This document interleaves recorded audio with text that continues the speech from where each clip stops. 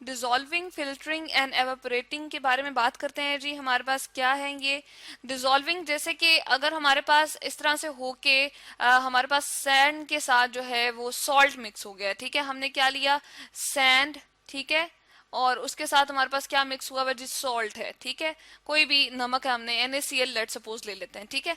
तो अब हम क्या करेंगे, इन दोनों को अगर सेपरेट करना चाह रहे हैं, बेसिकली हम क्या करते हैं जी, हम इनको सेपरेट करना चाह रहे होते हैं, ठीक है। हम सेपरेट करना चाहते हैं तो हम क्या करेंगे, यहाँ पर हम लिखते हैं सेपरेशन हमें जो है वो रिक्वायर्ड है, हम इनको बेसिकली सेपरेट करना चाहते हैं, या सेपरेशन हम जो है वो इनकी करना चाहते हैं। तो क्या करेंगे, हम करेंगे जी इनको डिसॉल्व, ठीक है। हम क्या करना चाहते हैं, अब हम इसको जो है वो क्या करेंगे, डिसॉल्व कर लेंगे। डिसॉल्विंग का प्रोसेस जो है हम इन पे अप्लाई करेंगे। बेसिकली हम क्या करेंगे, एक बीकर हम वाटर से भरा हुआ ले लेंगे, ठीक है, और उसके अंदर जो है हम सैंड और सॉल्ट को, जो हमारे पास मिक्सचर था, उसको हम ऐड कर देंगे। लेट सपोज ये हमारे पास जो है वो क्या है जी, सॉल्ट है, और यहाँ पर हमारे पास क्या है जी, सैंड पड़ी हुई है, ठीक है।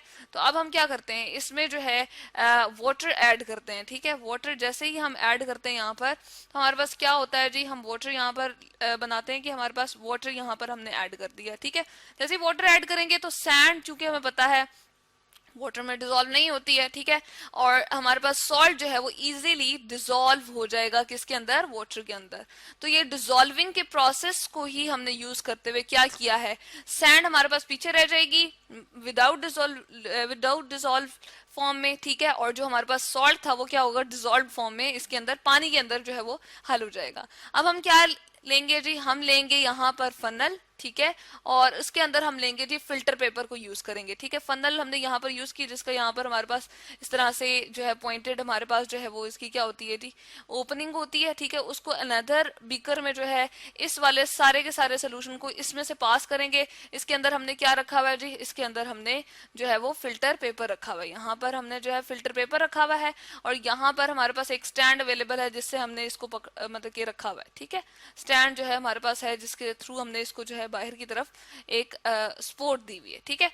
तो ये हमने क्या किया, हमने बेसिकली ये किया कि हमने उसको सेपरेट करना चाहा। तो यहाँ पर हमारे पास वो वाला लिक्विड आ जाएगा जो कि हमारे पास क्या है, हमारे पास है जी वाटर और सॉल्ट वाला, ठीक है। वाटर और सॉल्ट से जो हमारे पास मौजूद लिक्विड है वो यहाँ पर आ जाएगा, ठीक है। यहाँ पर हम लिखते हैं डिसॉल्व फॉर्म में, और जबकि हमारे पास सैंड जो थी वो कहाँ रह जाएगी जी, सैंड हमारे पास इस फिल्टर पेपर पे ही यहाँ पर ऊपर रह जाएगी। तो ये कौन सा प्रोसेस हमने यूज किया, डिसॉल्विंग को यूज करते हुए सैंड और वाटर को हमने क्या कर लिया, सॉरी सैंड और सॉल्ट को हमने सेपरेट कर लिया, ठीक है।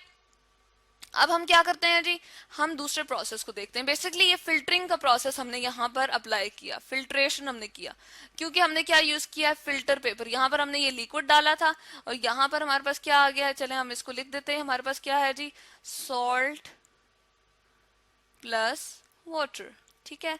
अब इससे क्या हमें जो है वो सेपरेशन, और इससे क्या हमें जो है पता चलता है कि कोई भी ऐसा पार्टिकल या कोई भी ऐसा हमारे पास मटेरियल जो कि हमारे पास क्या हो, एक तो वाटर सॉल्युबल हो, दूसरा वाटर इनसॉल्युबल हो, तो उसको हम अगर सेपरेट करना चाह रहे हो, उनकी सेपरेशन हमें रिक्वायर्ड हो, तो हम क्या प्रोसेस अप्लाई करेंगे, डिसॉल्व करेंगे उसको।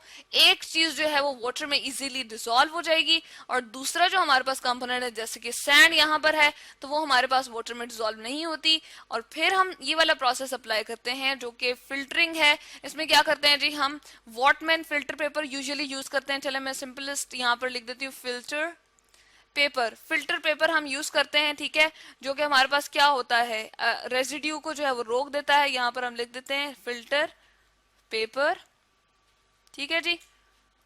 वॉटमैन फिल्टर पेपर यूजुअली हम यूज कर रहे होते हैं, यहाँ पर हम लिख देते हैं जी, ठीक है, MANN। चले हम अगर इसको ना भी लिखें, यानी कि हमारे पास सिंपलेस्ट जो फिल्टर पेपर होता है हमने वो लेकर और कौन सा प्रोसेस अप्लाई कर दिया, फिल्टरिंग का, ठीक है। इससे क्या होगा, जो हमारे पास सैंड थी जो डिसॉल्व फॉर्म में हमारे पास नहीं थी वाटर में, वो अलहदा हो जाएगी, और जो सॉल्ट और वाटर था वो हमारे पास यहाँ पर आ जाएगा।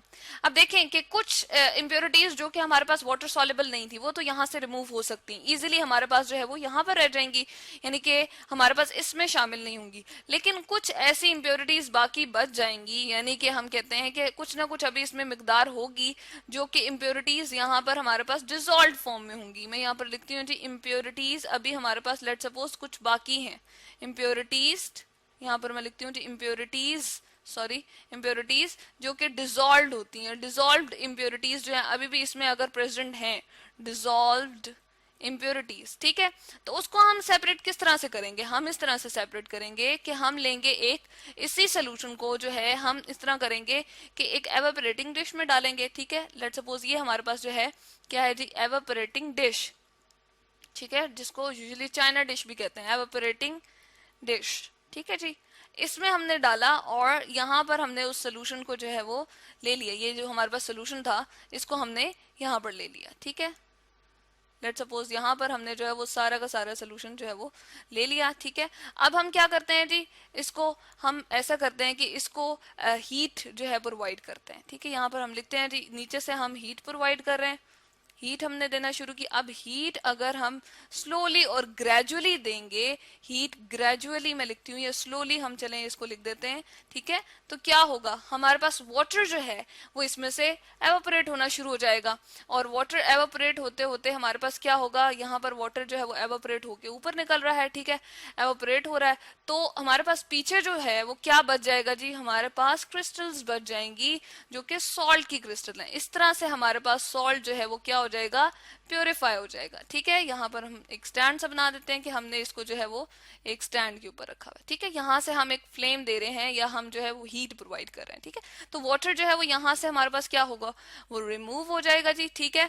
और हमारे पास पीछे जो है वो उसकी क्रिस्टल्स जो है इसमें जो हमारे पास थी, जिसको हम कह रहे हैं एवापोरेटिंग डिश, उसमें हमारे पास उसकी क्रिस्टल्स आ जाएंगी जो कि सॉल्ट की क्रिस्टल्स हैं, और हमारे पास इस तरह से डिफरेंट शेप में, एक स्पेसिफिक शेप में आ जाएंगी, ठीक है।